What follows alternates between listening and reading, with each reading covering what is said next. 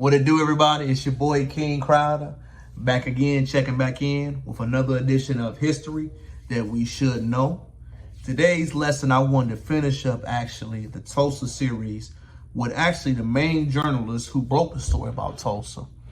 The reason why I think this story is so impactful and important is that this gentleman actually made it aware of the situation that happened down there because it was kind of kept under wraps and the national media did not want to discuss what happened.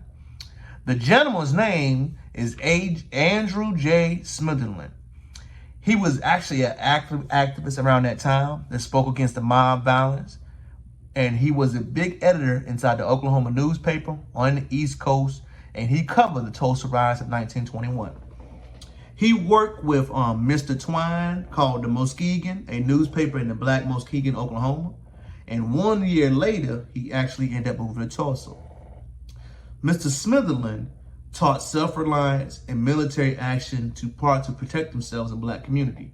He was actually one of the ones that really preached that we all should learn martial arts.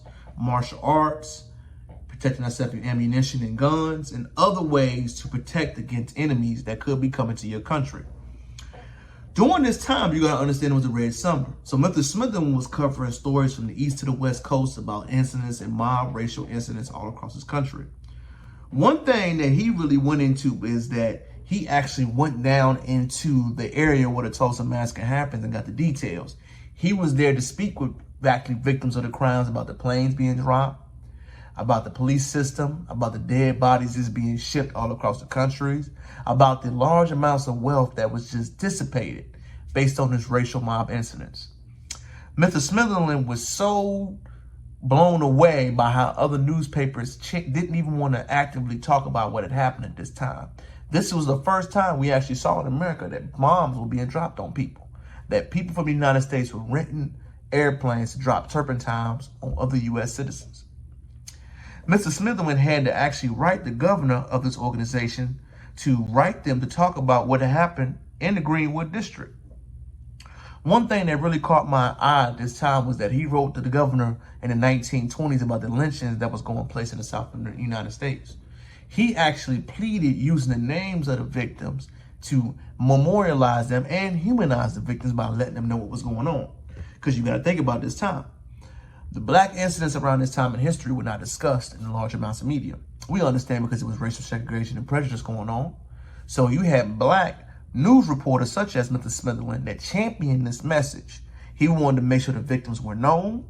And he actually had to go all up and down the East Coast to major news outlets talking about this. Because if you lived in the North at the time, there was no such thing as social media and other outlets. So the word of mouth and how the world had to tread across was really championed by these gentlemen. One thing that was really impactful was that he had to leak the story to the press by using names and all these different type of ideas.